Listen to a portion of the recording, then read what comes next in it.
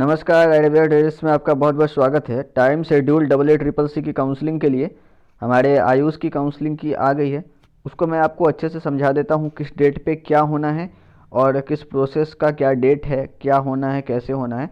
और इसके साथ ही एक और PDF अपलोड हो चुका है साइट पे, वो है स्कीम से रिलेटेड कि क्या मतलब प्रोसेस है, किस स्टेप्स में क्या करना है और कौन कौन से स्टेप्स हैं, कैसे क्या होना है काउंसलिंग में शुरू से अंत तक। तो वो स्कीम वाली वीडियो भी जस्ट इस वीडियो के बाद आ जाएगी। तो अगर आप चैनल पर नए हैं तो चैनल को सब्सक्राइब कर लें और बेल आइकन को दबा लें, क्योंकि कोई भी अपडेट ना छूटे और ज़रूरी जो भी इन्फॉर्मेशन है वो आपको मैं प्रोवाइड कराने की कोशिश करूँगा। तो आइए इस वीडियो को शुरू करते हैं। तो सबसे पहला आपको जो देखने को मिल रहा है वो ये देखिए, 5 डेज का आपको समय मिला है। 29 तारीख से लेकर आपको जनवरी की 29 से स्टार्ट है और 2 फरवरी तक जो है आपको सर्वर के टाइम के अकॉर्डिंग बोला गया है। यहाँ पे पेमेंट की फैसिलिटी प्रोवाइड कर दी जाएगी। आपको रजिस्ट्रेशन कर लेना है, आपको पेमेंट कर लेना है, इस तरह की बात है। अब मैं आपको बता दूं कि जब ये सारी प्रोसेस आप कंप्लीट कर लेंगे तो आपको बोला है कि 30 जनवरी से, ठीक है, यहाँ चॉइस फिलिंग एंड लॉकिंग की बात की गई है, वो 30 जनवरी से ही स्टार्ट है और आपको 2 फरवरी तक का समय दिया गया है। यानी कि जिस दिन आप रजिस्ट्रेशन करेंगे 29 से स्टार्ट है, ठीक है, उसके जस्ट एक दिन बाद 30 से ही चॉइस फिलिंग की और लॉकिंग की सुविधा आपको प्रोवाइड कर दी जाएगी। चॉइस फिलिंग क्या है, लॉकिंग क्या है, मैं आपको सब बता दूंगा। जब स्कीम वाली वीडियो बनाऊंगा तो वहाँ आपको बता दूंगा। अभी आपको छोटा सा बस यही बता देते हैं कि चॉइस फिलिंग का मतलब है आपको कॉलेज चूज करना होता है, कौन से कॉलेज आपको किस प्रायोरिटी ऑर्डर में चाहिए, और उसके बाद हम उसे लॉक कर देते हैं एक ऑर्डर में सजाने के बाद। ठीक है, इस तरह की चीज़ें हैं। ये आपको करने के लिए मिलेगी 2 फरवरी तक। ये सभी चीज़ें जो है सर्वर के टाइम के अकॉर्डिंग होता है, इसलिए बार बार कह रहा है as per as server time, तो इससे आपको टेंशन नहीं लेना है, आप डेट को समझिए बस। अब आगे देखिए, जब आपको 3 फरवरी से processing of seat allotment start हो जा रहा है, 3 फरवरी से लेकर 4 फरवरी तक, यानी कि 2 दिन का समय लेगा, वो प्रोसेस करेगा सीट के अलॉटमेंट की। जब आपको सीट अलॉट हो जाएगा, यानी कि आपका जब प्रोसेस कंप्लीट हो जाएगा इस चीज़ का, ये उनको करना है, आपको नहीं करना, तब वो पब्लिश कर देंगे रिजल्ट, यानी कि 5 फरवरी को। और 5 फरवरी को रिजल्ट आ जाएगा तो आपको पता चल जाएगा कि आपको कौन सा कॉलेज अलॉट हुआ है। फर्स्ट राउंड की बातें हो रही है ये सारी अभी तक, तो आपको कौन सा कॉलेज अलॉट हुआ है, और अगर नहीं हुआ है तो ये भी बात आपको पता चल जाएगा जब रिजल्ट डिक्लेयर होगा तब। अब देखते हैं रिपोर्टिंग ऑफ अलॉटेड इंस्टीट्यूट की बात।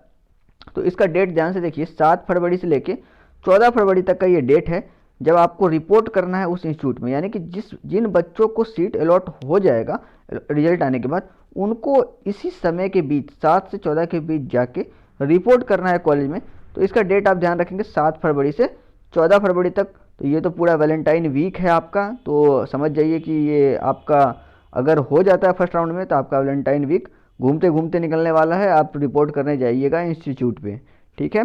अब आइए बात करते हैं इसकी कि अगर आपका ये पूरा राउंड ख़त्म हो जाता है तो फिर क्या स्टार्ट होगा। फिर आपका स्टार्ट हो जाएगा सेकेंड राउंड, ठीक है।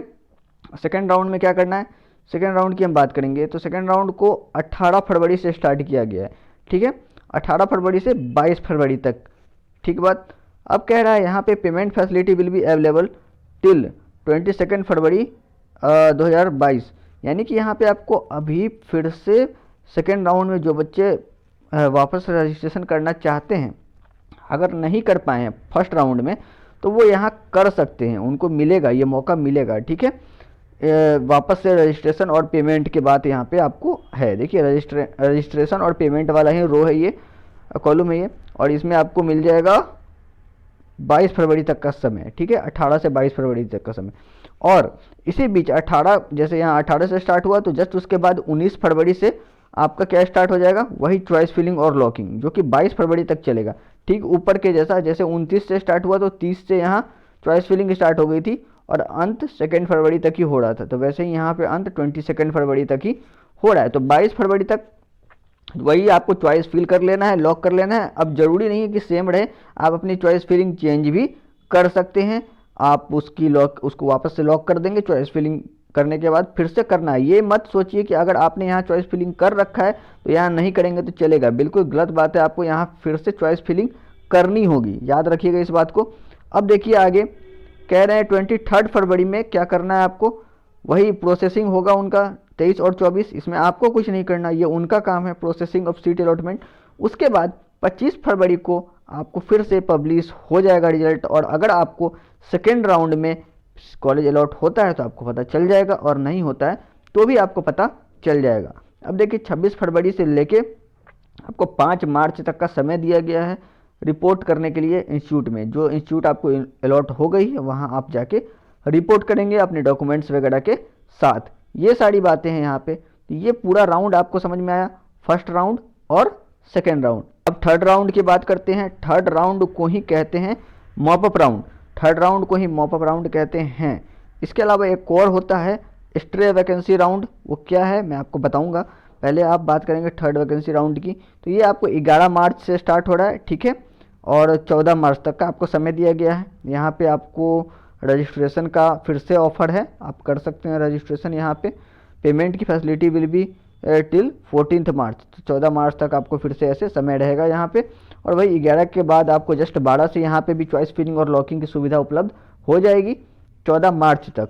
फिर आपको 15 मार्च का समय ये लेगा, केवल एक दिन का समय ले रहा है यहाँ पे, ऊपर 2 दिन का समय लेता था, तो एक दिन का समय ये लेगा प्रोसेस करने में। और जस्ट उसके अगले दिन 16 मार्च को रिजल्ट आ जाएगा कि आपको कोई कॉलेज अलॉट हुआ कि नहीं हुआ, मॉपअप राउंड में भी, ठीक है। अगर मॉपअप राउंड में अलॉट होता है तो जस्ट उसके एक दिन के बाद 17 मार्च से लेके 22 मार्च तक, 22 मार्च तक का आपको समय दिया जाएगा कि आप जाके कॉलेज में रिपोर्ट करें। इस तरह की चीज़ें होंगी। ये हो गई, ये राउंड ख़त्म। अब आपको ध्यान देना है फाइनल स्ट्रे वैकेंसी राउंड के बारे में। यहाँ पे आपको कुछ इंस्ट्रक्शन बताया गया है कि जो ऑनलाइन स्ट्रे वैकेंसी राउंड है इसमें क्या क्या होना है। ये ऑनलाइन है, स्ट्रे वैकेंसी राउंड यहाँ पे ऑनलाइन होता है। और पहले आप इसका डेट देख लीजिए, फिर हम ये पढ़ लेंगे। ये आपको 24 मार्च को प्रोसेसिंग ऑफ सीट अलॉटमेंट होना है। इसमें कोई रजिस्ट्रेशन कुछ भी करने की जरूरत नहीं है। स्ट्रे वैकेंसी राउंड में डायरेक्ट पार्टिसिपेट हो जाना होता है। और कौन एलिजिबल है, कैसे है, मैं आपको बताता हूँ। फिर 25 मार्च को रिजल्ट निकलेगा और 26 मार्च से लेके 31 मार्च तक का आपको समय दिया जाएगा कि आप जाके वहाँ पे रिपोर्ट करें जो भी कॉलेज आपको अलॉट हुआ है वहाँ। अब देखिए, there will be no fresh registration in, अब देखिए क्या बोल रहा है, there will be no fresh registration in final stray vacancy round. यानी कि सभी राउंड में तो आपको मिल रहा था फ्रेश रजिस्ट्रेशन का ऑफर, बट वैकेंसी राउंड में, स्ट्रे वैकेंसी राउंड में कुछ नहीं है। There will be no choice filling in stray vacancy round, यहाँ पे आपको चॉइस फिल करने की जरूरत ही नहीं है, क्योंकि यहाँ जो बचे कुचे जो भी कॉलेज हैं वो सब अपने आप आपके रैंक और मार्क्स के अकॉर्डिंग आपको मिलेंगे, आपको कुछ भी चूज करने की जरूरत नहीं है। The choice field during third mop up round will be considered for allotment in final stray vacancy round. और जो आपने थर्ड राउंड में यहाँ जो आपने चॉइस फिलिंग की होगी ना, और जो आपने लॉक किया होगा, उसी को ये कंसीडर कर लेगा, उसी चॉइस फिलिंग को कंसीडर कर लेगा यहाँ पे आपको सीट अलॉट करने के लिए। आपको कुछ भी करने की जरूरत नहीं है। जो भी सीट बच गए होंगे ऊपर से, उन सबको उसी ऑर्डर में जो आपने थर्ड मॉपअप राउंड में किया है उसके अकॉर्डिंग आपको मिलेगा। तो आप ध्यान देंगे, थर्ड मॉपअप राउंड वाला चॉइस फिलिंग आप बहुत सावधानी से करेंगे, क्योंकि वही कंसीडर होने वाला है फाइनल स्ट्रे वैकेंसी राउंड में। अब देखना है, the seat will be allotted by the software as per choice submitted during third mop up round. अब देखिए, ये काम कोई इंसान नहीं करता। इसने कहा कि seat will be allotted by software as per choices submitted during third mop up round. यहाँ पे कोई इंसान कुछ भी छेड़छाड़ कुछ भी नहीं होने वाला है, आपके साथ कोई धोखाधड़ी नहीं होगी। जो आपने थर्ड मॉपअप राउंड में आपने किया है उसी के अकॉर्डिंग सॉफ्टवेयर इस चीज़ को अलॉट कर देगा। समझ रहे बात, यहाँ पे कोई दिक्कत की बात नहीं है। ध्यान रहे, एक ही एक दिन का समय है, उसके बाद 6 दिन का समय आपको मिलेगा इंस्टीट्यूट में अलॉट होने के लिए। तो जैसे ही आपको मिलता है, इस 6 दिन के अंदर आप जाके इंस्टीट्यूट में तुरंत रिपोर्ट करें।